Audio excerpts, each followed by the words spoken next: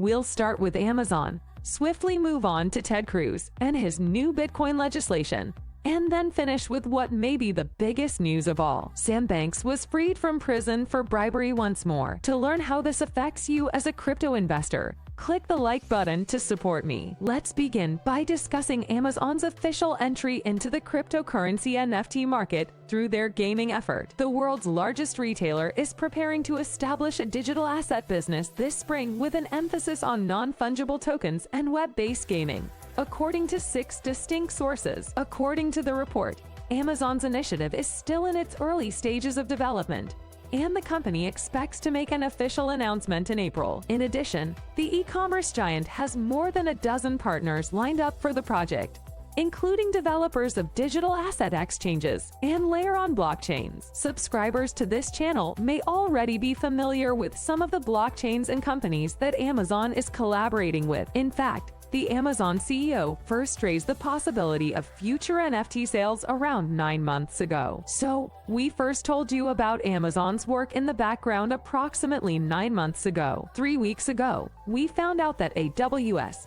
or Amazon Web Services, partnered with cryptocurrency Avalanche to expand blockchain solutions for businesses and governments. Amazon already uses Avalanche, so I would assume that Ethereum and Polygon would be the other L1s they would likely use for an NFT gaming platform, since they are the well-known names. After that, we'll just have to wait and see which other dApp platforms L1s Amazon decides to use at this time. The following is a verbatim statement from the article about how Amazon intends to incorporate FTS and gaming in general. Amazon executives in charge of the initiative have allegedly been in contact with at least one family office recently. They have also allegedly planned to conduct an NFT drop with an artist. One example currently under consideration is getting Amazon customers to play crypto games and earn free NFT in the process. However, 6 distinct sources have confirmed that Amazon is entering the cryptocurrency game industry. It's important to note that since 2021,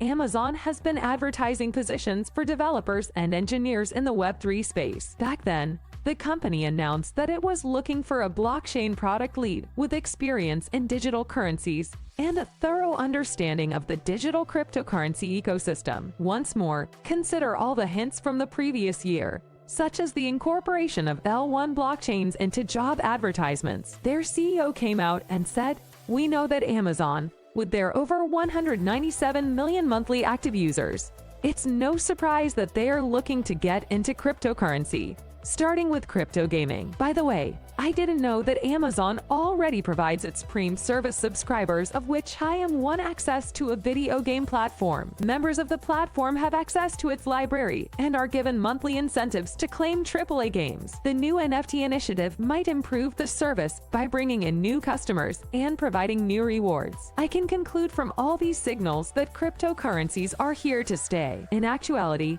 it keeps growing. For instance, Senator Ted Cruz wants vending machines on Capitol Hill to accept cryptocurrency. If his resolutions are approved, his congressional colleagues and visitors will be able to use Bitcoin to purchase Pringles while working through the night. What are these Wednesday specifics then? Cruz introduced a concurrent resolution that, if passed, would mandate that the Capitol's architect, the Senate secretary, and the House of Representatives chief administrative officer only work with vending machine and food service providers who accept cryptocurrency for the Washington, D.C. Capitol complex. And this might not seem like much to other people. They are merely vending machines, after all. But for me, and I believe Ted understands this is a method of making Bitcoin and cryptocurrencies more acceptable to our policymakers. And before we get to the Sam Bankman-Fried news bombshell, I do have to add, it turns out that FTX executives, including Sam Bankman-Fried, maxed out their contributions to Representative George Santo and FEC filings, which stands for Federal Election Committee filings, have shown that the FTX leadership had a preference for the New York Congressman Jorge Santos,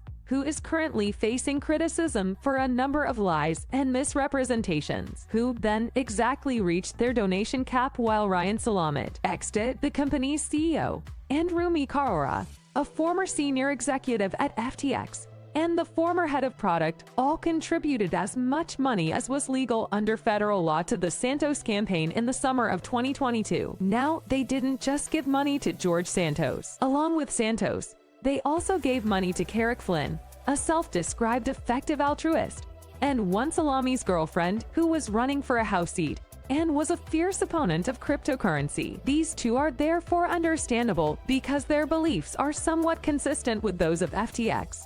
But it is less obvious why they would give Santos the largest amount of contributions. Santos never made financial regulation or crypto-effective altruism the focal point of his congressional campaign. However, they offered him the maximum sum possible. So if Santos gets elected this year, we'll just have to wait and watch what he does about cryptocurrency regulation, if he does anything at all, and whether he is for or against it. Evidently, he has already lied about his college attendance and his status as a standout volleyball player there. I will therefore keep you informed as the crypto tale progresses. The release of Sam Banks is big news from the Justice Department, evidently made an attempt to sway witnesses via Signal. This is a messaging platform, and according to the DOJ, Sam Bankman-Fried should be prohibited from using encrypted messaging services like Signal due to concerns about potential witness tampering. Prosecutors also assert that Fried's overtures Sam Bankman-Fried to the FTX U.S. General Counsel are to blame for this. His effort to tamper with witnesses may have been Ryan Miller. He was talking to FTX U.S. attorneys at the time. In fact, he expressed his desire to reunite by writing,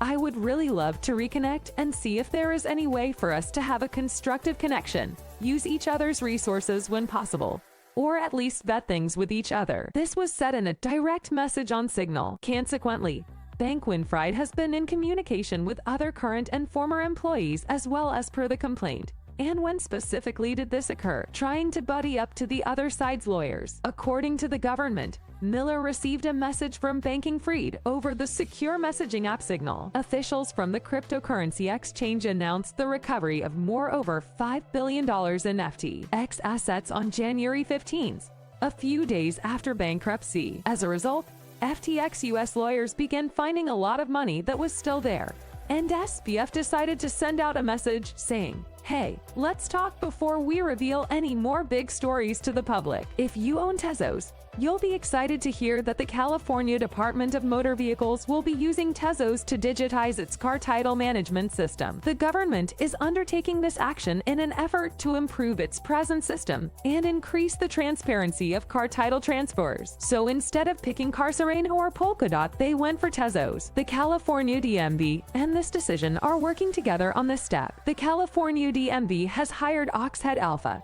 a Tezos and blockchain software company, to construct a private Tezos testnet that has been nicknamed a shadow ledger. Oxhead Alpha and the latter just announced a successful proof of concept. In essence, it is intended to replicate the agency's current database using blockchain technology. The agency is currently running the test network, and in terms of when the full release will occur, it hopes to have the shadow ledger resolved within the next 3 months. After that, it plans to roll out applications like digital wallets to hold and transfer non-fungible token car titles, with the DMV acting as a middleman to supervise such operations. Once more, this should serve as a warning to you that NFT won't go away. Blockchains are being used by our government to provide some transparency to their database. Tezos and non-fungible tokens were used. By the way, come hang out with us if you love Bitcoin, and we'll be in Miami Beach from May 18th to May 20th. Utilize the coupon AllCoinDaily for 10% discount at the link below, and use Bitcoin every day for the fantastic Bitcoin 2023 crypto conference. Therefore, I think you lost 15 million using FTX. If the number is accurate, then